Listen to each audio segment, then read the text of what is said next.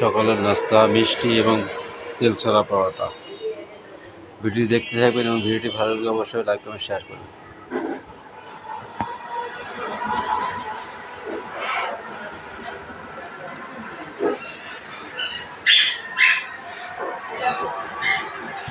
বিসমিল্লাহ।